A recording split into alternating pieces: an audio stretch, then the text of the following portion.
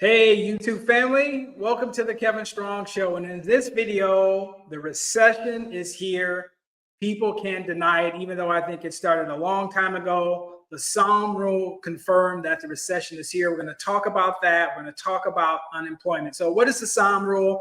It's basically, if you haven't heard about this, it is an economic indicator that basically says in the last 12 months, if unemployment has gone up 0.5%, I'm sorry, 0.5, half of 1%, 100% of the time that normally indicates a recession. Well, we have done that. So we're going to talk about that. If you're new to the show, welcome.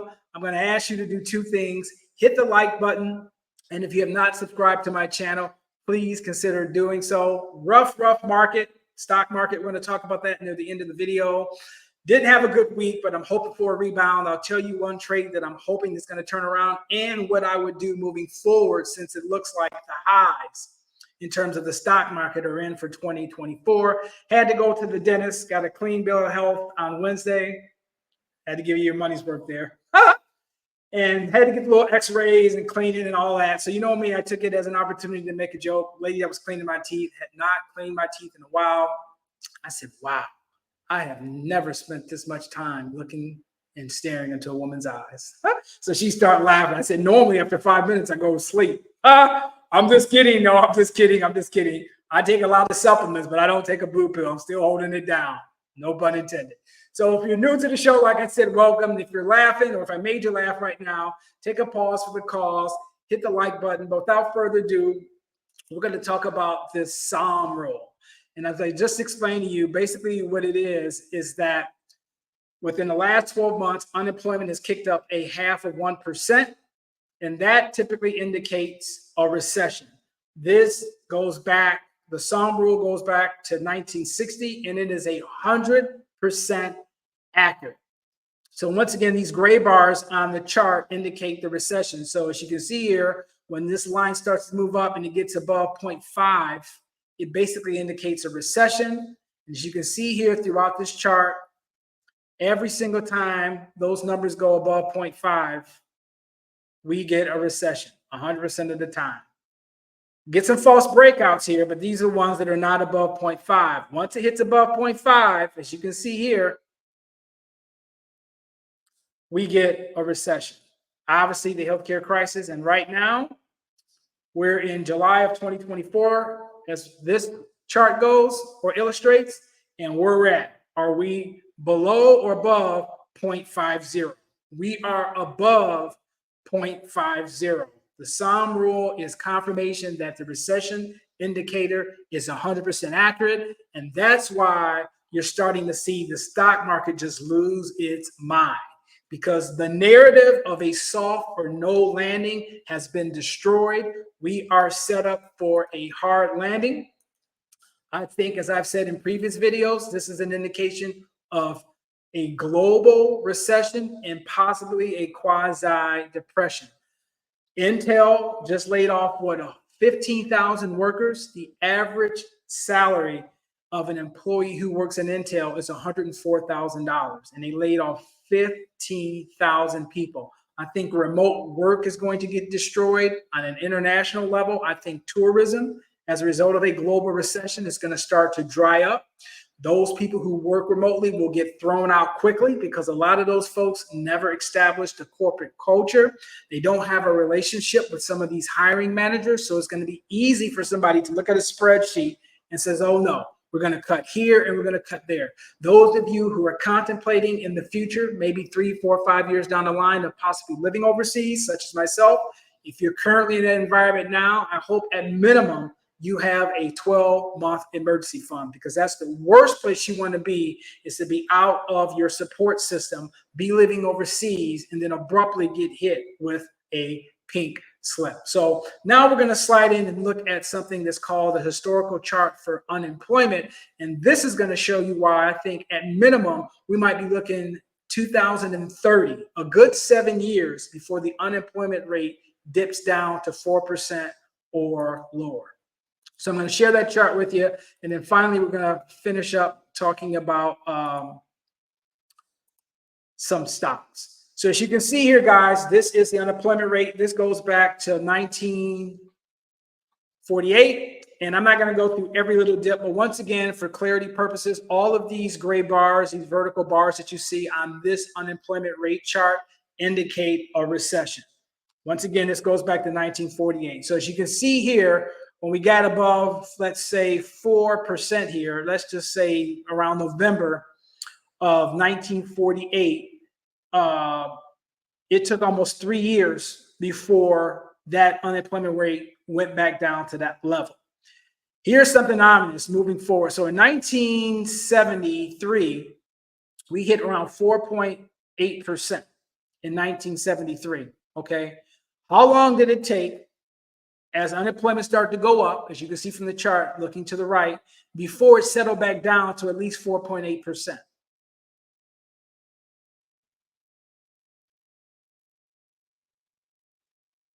$1997 from 1973. So let's do this once again. Around 1973, right? It's 4.8%. And before we hit 4.8% again,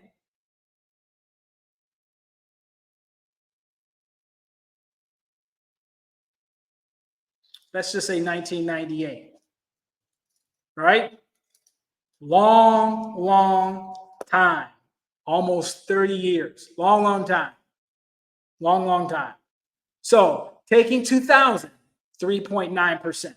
That was during the dot-com bust. We ran into a recession, but unemployment was roughly at 4%. How long did it take before it got back down to 4% again? March of 2018. That's 18 years between 2000 and 2018. Now, most recently, it went up during the healthcare crisis. That was not so much market forces because of a healthcare issue. I think we're heading in towards a recession.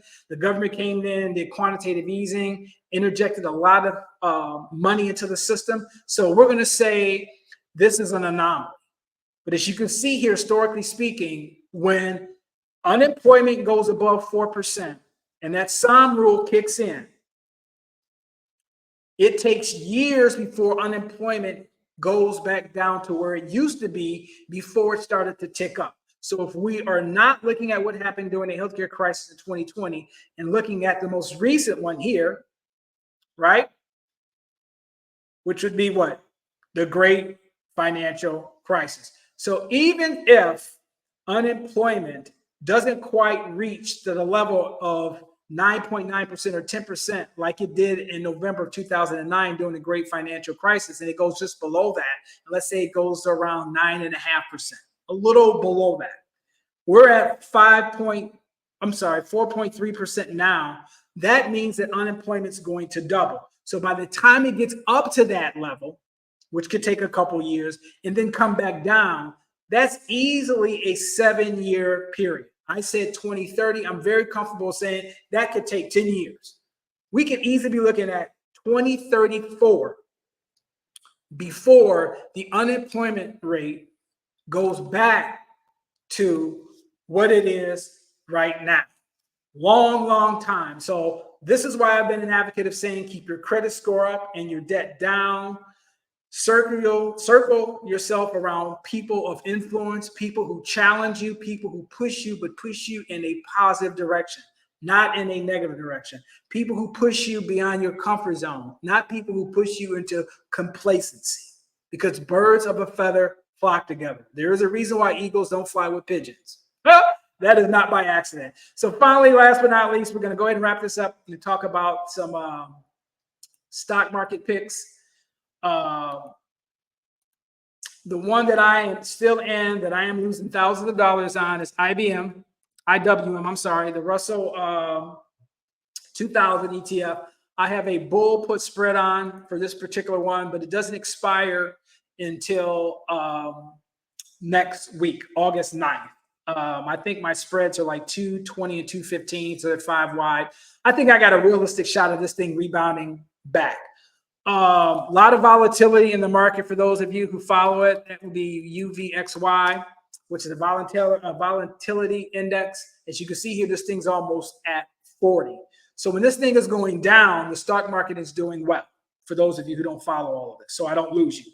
When this thing is going up, that means there's a lot of volatility, and that means the stock market isn't doing well.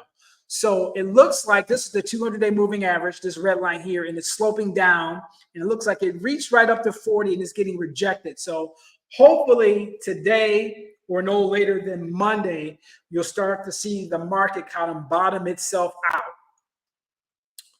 and start to maybe rebound a little bit. But I do think the all-time highs in terms of the Dow Jones Industrial Average, the S&P, and the SPY are in for the year. So what do I recommend? Not giving you financial advice. TLT, I have a nice position on there. You can see the bond market is clearly showing that we're in a recession.